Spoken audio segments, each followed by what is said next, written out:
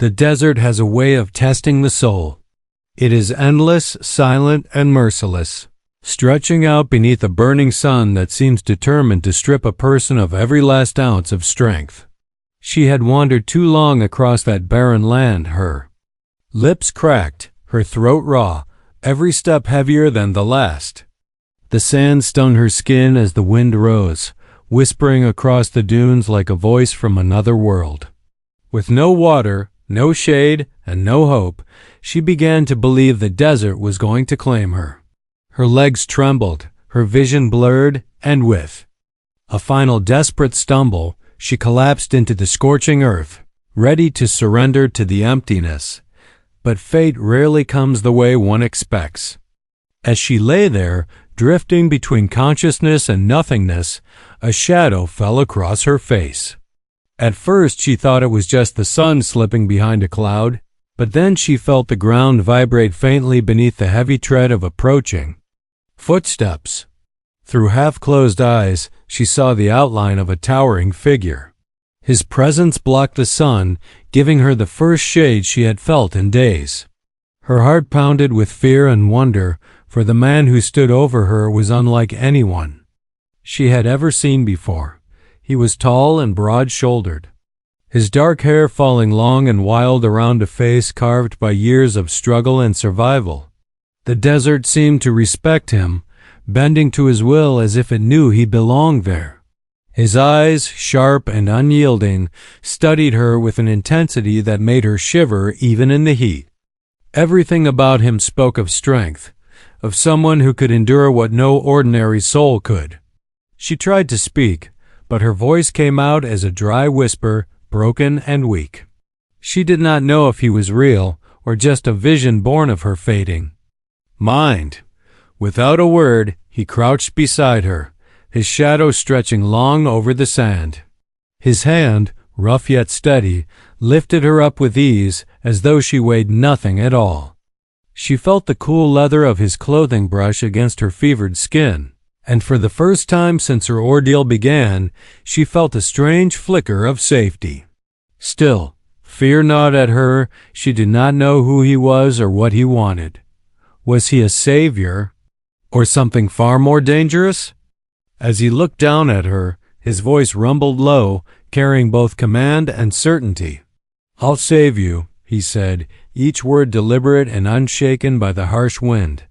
"But you will be mine, my wife." Her breath caught. The desert seemed to still around them, the endless silence holding its breath. She could not tell if she was dreaming or if these words were real. Her body cried out for life, for rescue, for even a drop of water, yet her mind reeled with the weight of what he demanded. Who was this man of the desert, this giant with eyes that pierced her soul? Why would he bind her fate to his in the moment of her weakest hour? The sun blazed above, the sand shifted restlessly beneath them, and she felt her world teeter between survival and surrender. She did not yet know if this was salvation or the beginning of something she could never escape. And as his shadow loomed over her, one truth became clear. Her life would never again be her own. The words sank into her like a stone into deep water. She wanted to answer, to tell him she hadn't agreed, that she didn't even know his name, that she wasn't anyone's anything. But the desert had taken her voice. Her tongue felt like sand, her head light as air. He didn't push for a reply. He opened a small water skin and tipped a few drops onto her lips, careful and slow, as if he knew too much at once would make her sick. The taste was life itself, warm, a little bitter, real. She swallowed, and when she reached for more he pulled it back with a slight shake of his head. A desert survival rule written into the steady lines of his face. He slid his arm beneath her shoulders and lifted her with no strain at all. Heat rose in waves from the ground. The sun hit her eyes and turned everything white, then gold, then shapes again. He carried her to a strip of shade cast by a rock shelf, a wind-scoured overhang the color of old blood. The sand there felt cooler, almost kind. He set a rolled blanket beneath her head, then turned to scan the horizon the way someone does who has lived long under a sky that gives no shelter, quick, thorough, suspicious of every ripple of light. No questions. No name, no explanation. He moved like a man who had already measured every risk. He cut a pad of thick green flesh from a prickly pear with a bone-handled blade and scraped out the wet inside, squeezing a line of juice into her cupped palm. It was tart and strange, and it kept her from drifting away. He tore a strip of cloth, soaked it, and laid it across her forehead. The wind carried the smell of creosote and dust. Somewhere far off a crow called once and then was gone. When she could finally speak, her voice came thin and hoarse. Why? Why would you say that? His eyes flicked toward her, then away again, back to the line where pale sky met the pale earth. Because I will take you across this land, he said, voice low. There are those who will not leave you alone if they think you are alone. He paused. Words can be a shield for now. The word wife hung between them like heat. It scraped at old fears she'd kept hidden even from herself. She wasn't a ring, a contract, a piece of someone's plan. She wasn't a bargain for water. Yet the desert had a way of changing the rules so fast your heart couldn't keep up. Another sip of water, another breath. The throb in her skull eased. She closed her eyes and opened them again to prove he was still there and not a mirage. Stayed at the edge of the shade, sitting on his heels, as if the stone beneath him could suddenly turn to snake. He wore earth colors, leather patched with care, a necklace of carved bone, and something that flashed like mica. The desert seemed to belong to him and he to it, not as a conqueror, but as a person who learned its moods the way a child learns. A mother's face. If anyone could cross this emptiness, it would be him. She knew only a little about the Apache people, words picked up in books, a mention in a museum, but nothing that could tell her who this man was or what he had lost or promised. She felt a strange pull to ask and a stronger instinct to stay. Quiet and watch, she tried to sit and the world lurched. He steadied her with a hand under her shoulder, then withdrew so she could feel she had done it on her own. Small sips, he said. Sleep when it is hottest. Walk when the shadow is. Long you live by listening here. He spoke like a teacher who had no time for students who argued with the weather. Memory came back one thin strand at a time. The broken road, the truck that coughed and died miles from any station. The kind old man who had tried to fix it and then gave up with a shrug and pointed her toward a town that never appeared. The rumor that a shallow spring still seeped from a rock behind the ridge, a last stubborn trickle called Lover's Well by people who hadn't loved it enough to map it. Her phone dead. Her compass lying to her. The way the sky looked endless. And then too close, as if it wanted to press her down into the dust and keep her. She told him part of that. Not the rest. Not why she had come this way at all. Not the envelope in her pack with a worn photo inside two figures and a horizon that looked too much like this one. He didn't ask. He nodded once as if the story made its own kind of sense. With a small, practiced movement, he drew a mark in the sand with a stick, a simple map. We are here, he said, tapping the line. There is water there. He marked a narrow notch in the drawn ridge. But there may be men there too. What men? The kind who leave tracks they hope no one sees.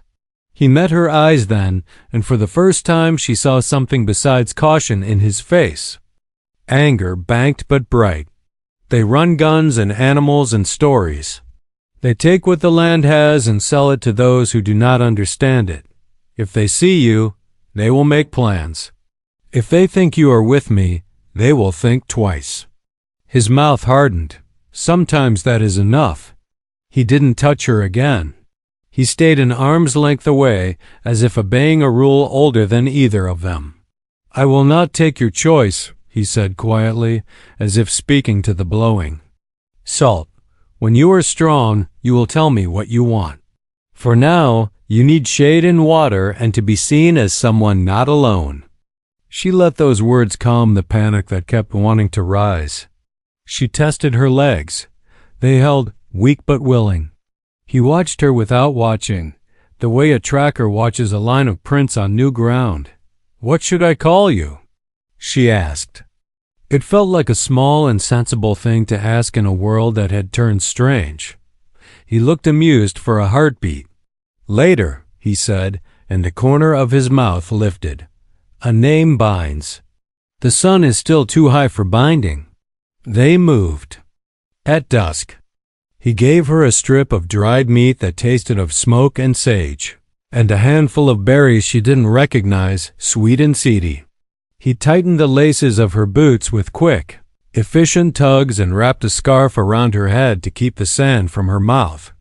He walked ahead, leaving a path of clear prints she could step into, each the size of her palm. When she faltered, he slowed. When the wind rose, he led her behind walls of rock where it fell away to a whisper. The desert around them shifted, from steel to ember as the sun lowered itself, and then to Ashdod they skirted the ridge where he said the spring might be, keeping to the lee side. In the dim they could see a pale smear of smoke against the darkening sky. He angled away.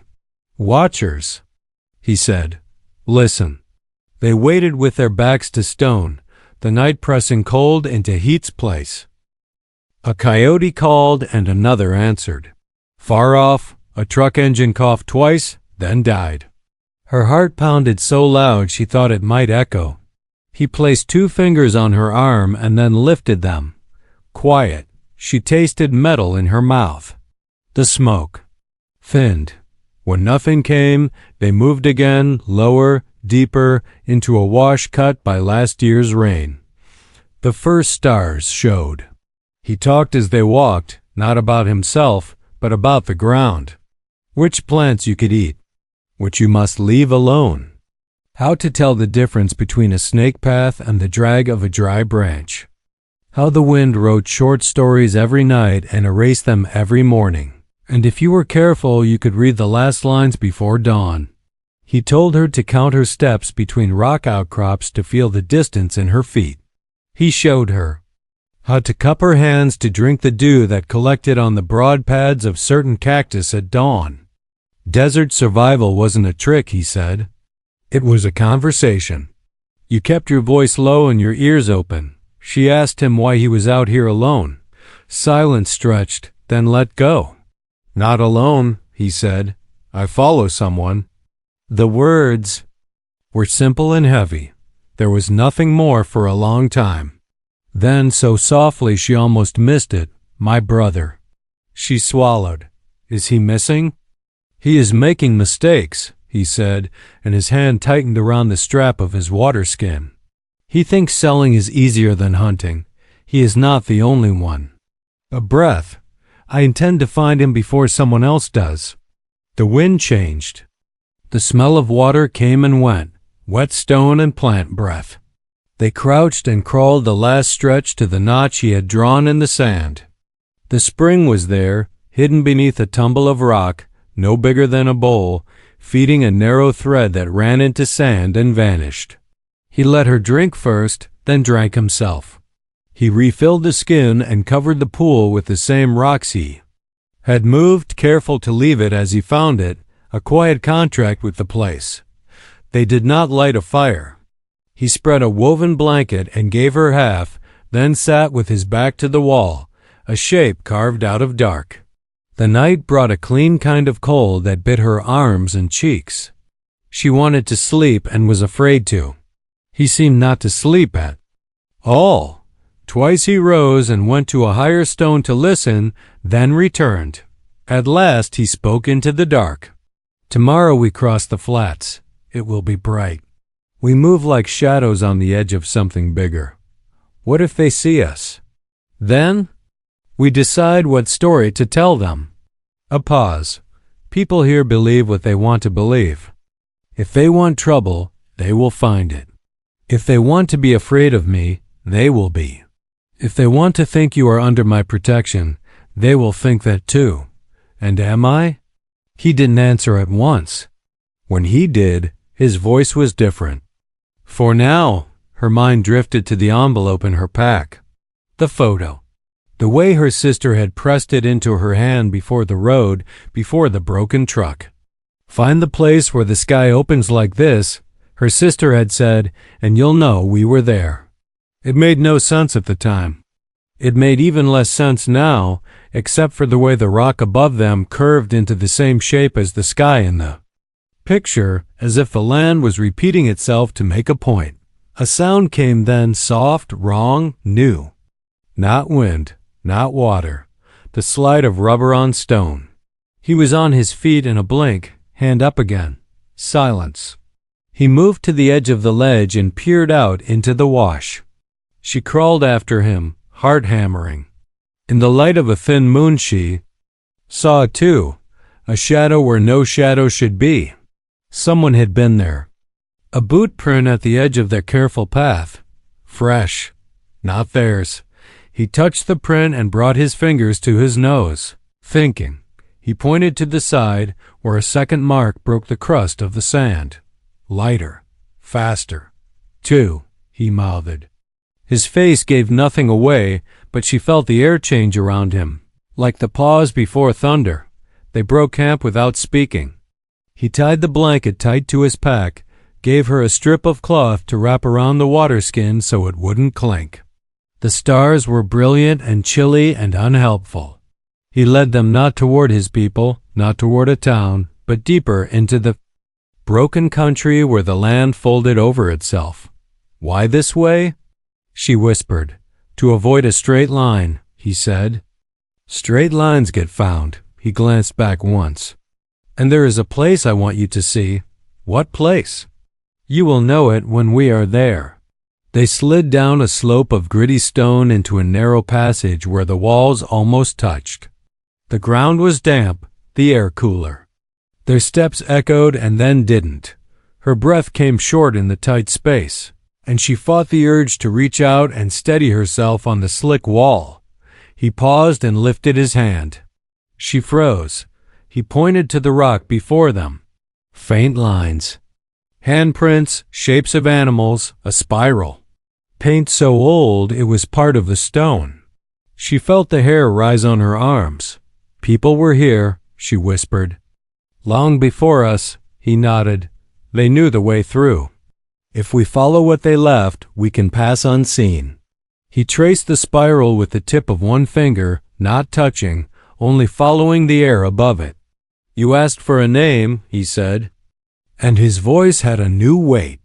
Names belong to those who carry them. For now, carry this instead. He tapped his chest once, above the flashing bit of stone at his throat. Trust.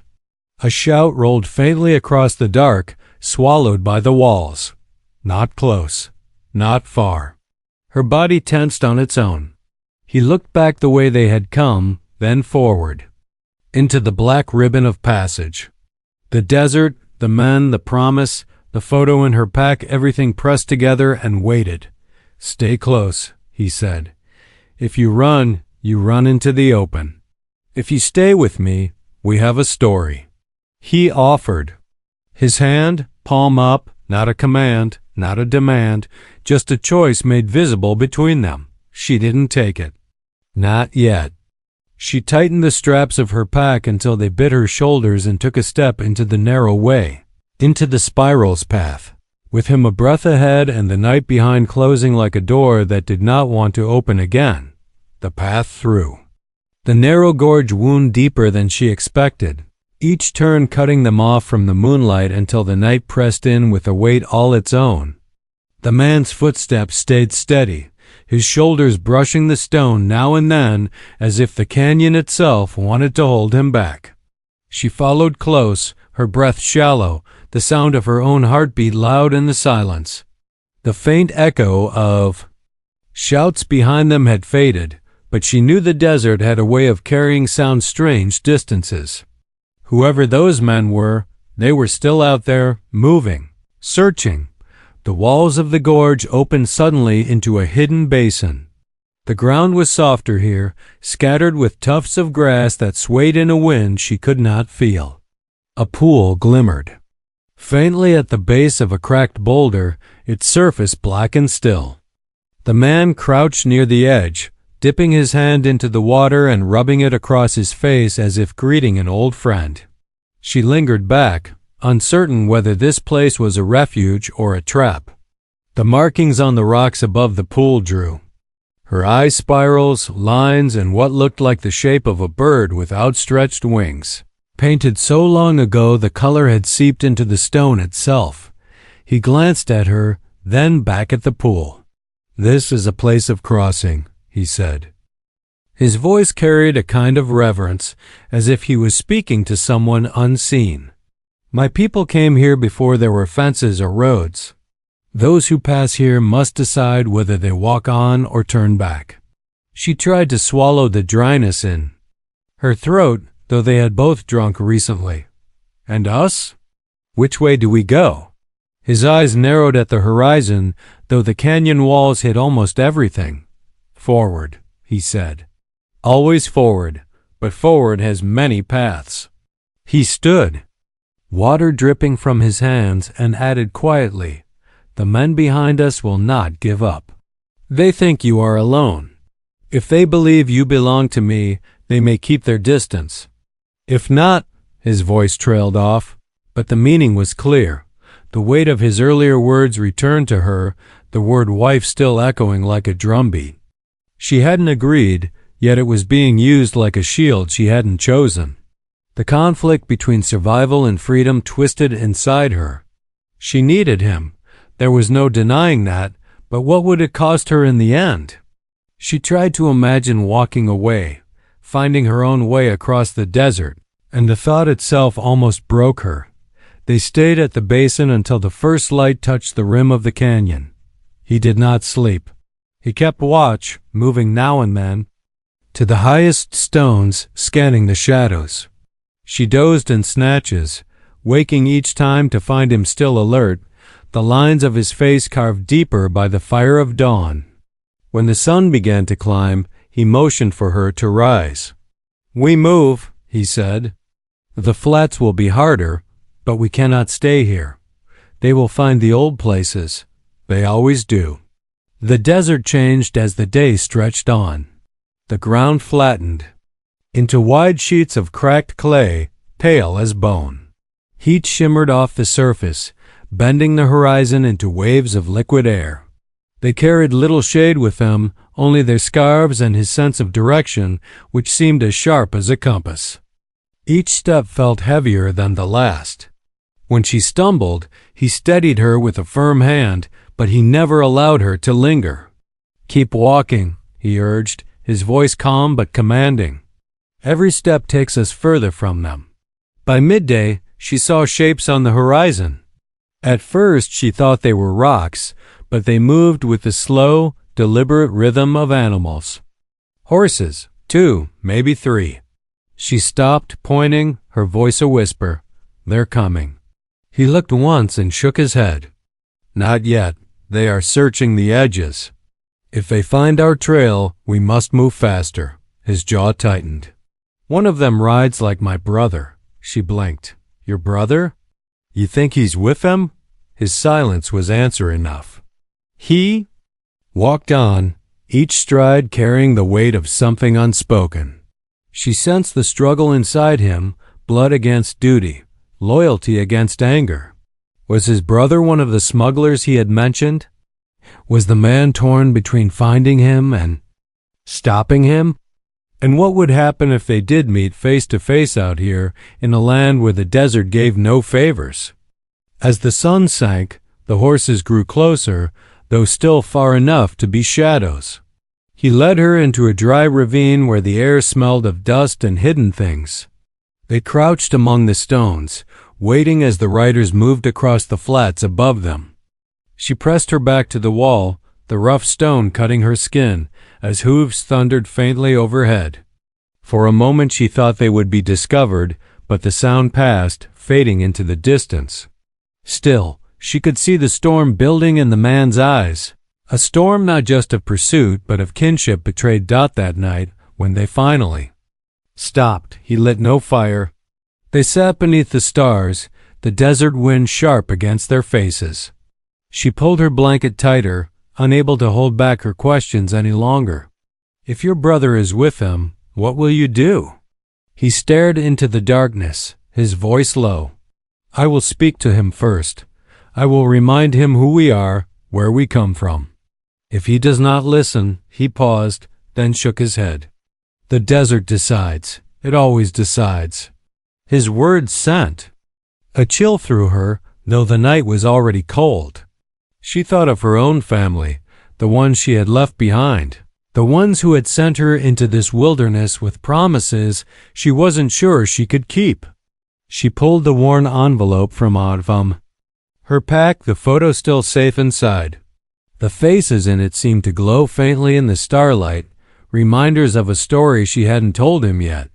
She wondered if she ever would. Sleep came slowly, broken by strange dreams of shadows on horseback and a voice calling her name through the sand. When she woke, the man was gone. Panic surged until she saw him a short distance away, kneeling by a cluster of desert plants, his blade slicing carefully at the roots. He returned with a small bundle of fibrous stems, handing one to her.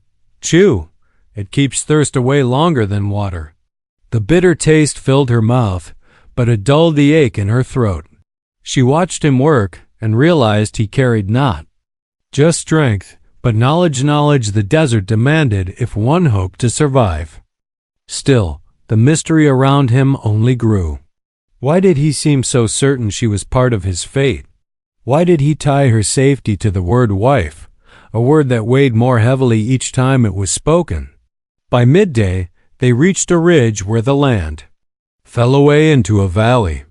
Far below, smoke rose from a cluster of tents and vehicles. She caught her breath. "Is that them?" His eyes narrowed. "Yes, the smugglers. And maybe my brother." His hand rested on the hilt of his knife, his body tense as a bowstring. This is where the story begins to turn. Her stomach tightened.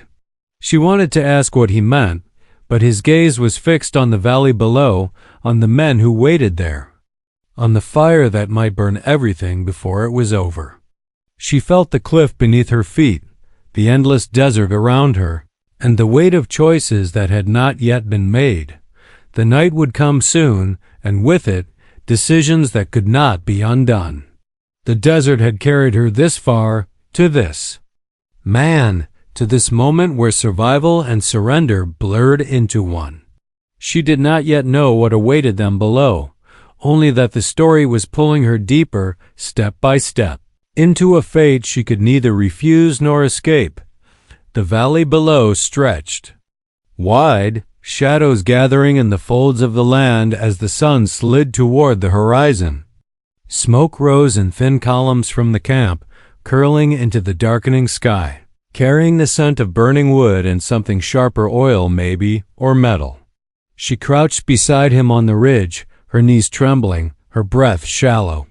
From this height, the people below looked small, but their movements were purposeful. Men carried crates, others led horses. A few sat near the fire with rifles leaning across their knees. The sight sent a chill down her spine, for there was no mistaking it. These were the men he had spoken of, the smugglers who carved their way through the desert like it belonged to them. He remained still, his gaze locked on the camp. His hand rested near the hilt of his knife, though he made no move to draw it. The air around him felt heavier now, charged with something unspoken. She knew his thoughts were not only on those men but on the possibility that his brother was among them. The conflict inside him was like a storm just beginning to break. "Do you see him?" she whispered. He didn't answer right away. His jaw tightened, eyes narrowing as he scanned the figures below. Finally, he breathed out slowly, the sound almost lost to the wind. "Yes," her stomach dropped. She followed his gaze and spotted a man standing near the fire, taller than the rest, his stance confident, his face turned toward the flames. Even from this distance there was a resemblance, something in the set of his shoulders, the sharpness of his profile. The realization struck her with sudden weight. The man she depended on was not just fighting strangers, but his own blood. The silence between them grew heavier. She wanted to ask what he would do, but the words felt dangerous, like touching fire. He didn't look at her, only at the camp. When night falls, they will move. They trade under cover of darkness. That is when we go down. Her pulse quickened. Go down? Into them? We cannot avoid it, he said, his voice steady but hard. If they find us wandering, we will have no choice but to fight. Better to choose our ground. His hand flexed on the earth, fingers digging into the grit. And I must speak to him. Before it is too late.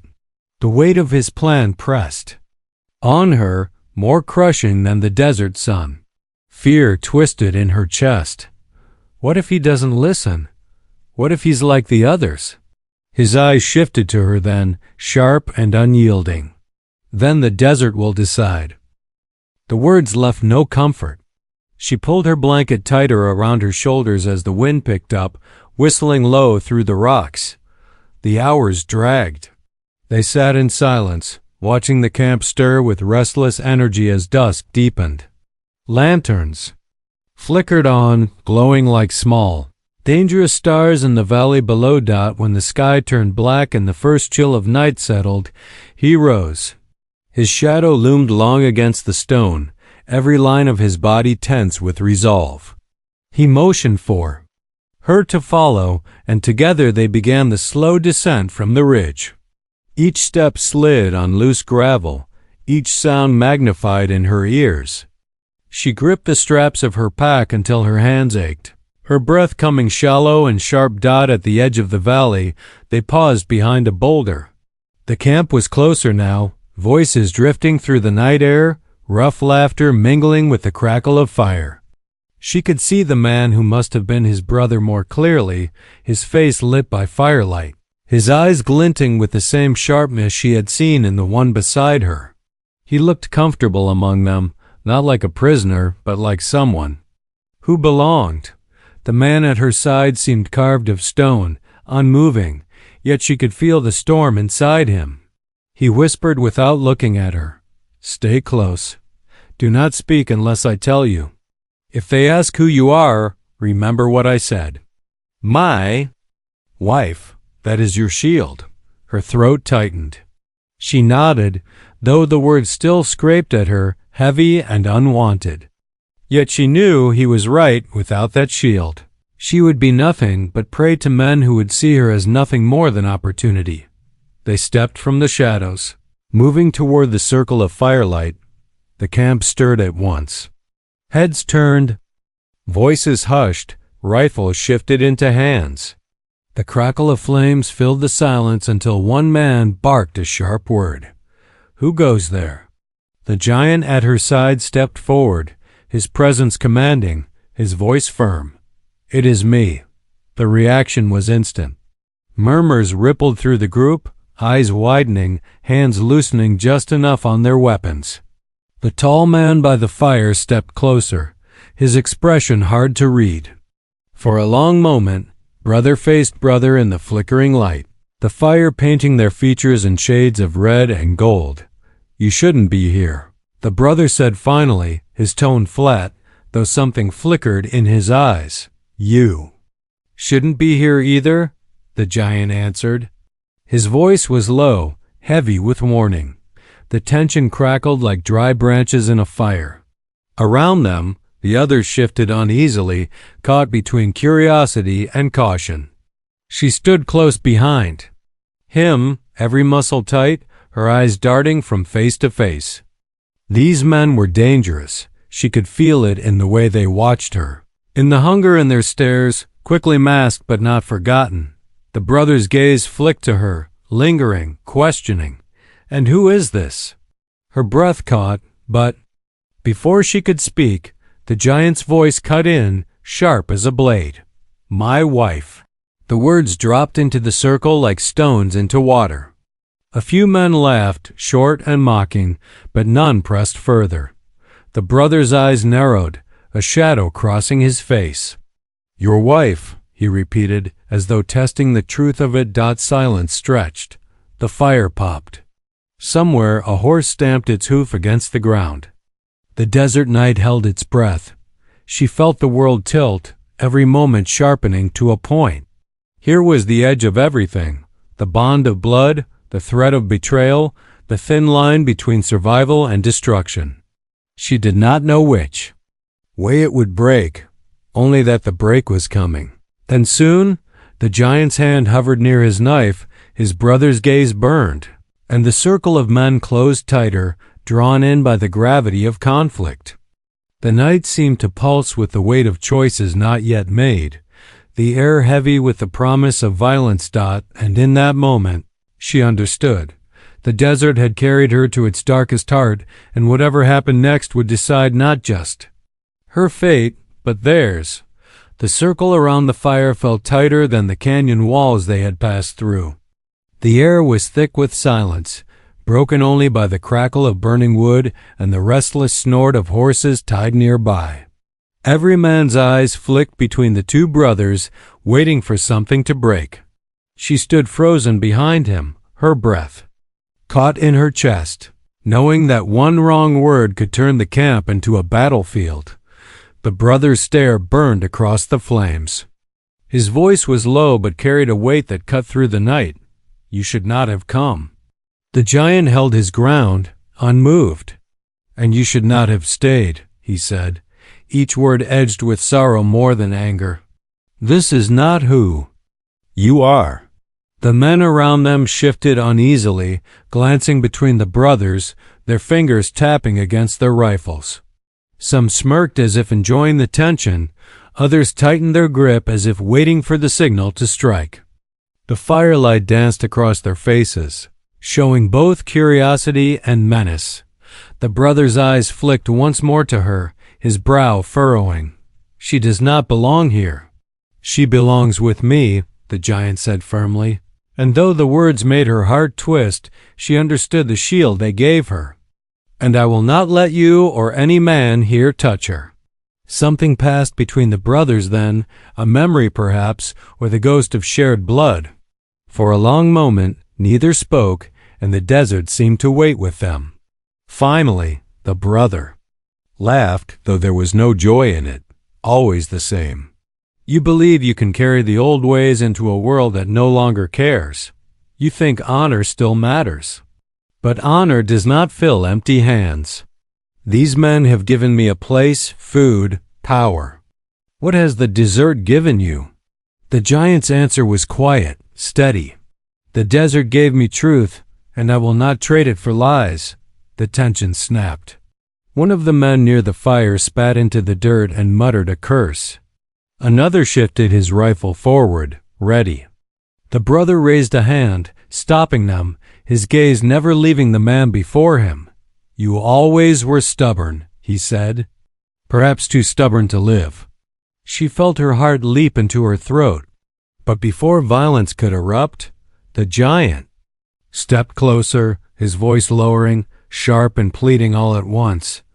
Brother, I came for you. Leave this behind. Come with me, before it is too late. The fire crackled between them, a wall of heat.